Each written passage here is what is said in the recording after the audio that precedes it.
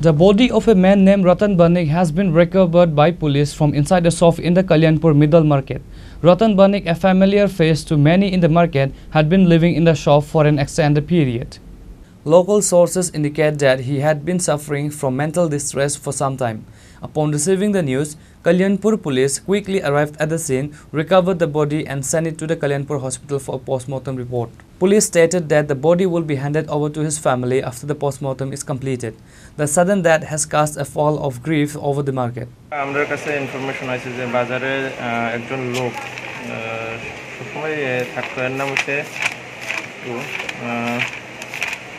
রতন বণিক, বয়স আনুমানিক 50, বাবার নাম লেট হরিচরণ বণিক, বাড়ি হচ্ছে গোপালনগর। বাজারে থাকতো দোকানে।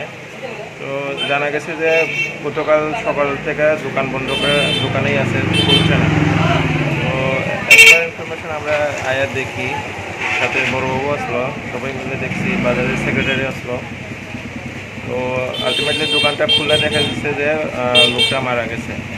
এই আপাতত মানে চলছে, বাড়িতে ইনফর্ম করা হয়েছে বাড়ির লোকজন আইব। আর আমরা এসপার যে করার আছে আমরা পোস্টমর্টম করামো, আপাতত এইটুকু। The police are awaiting the post-mortem report to determine the exact cause of death. Reported by Biplav from Khawai Chinokhorang.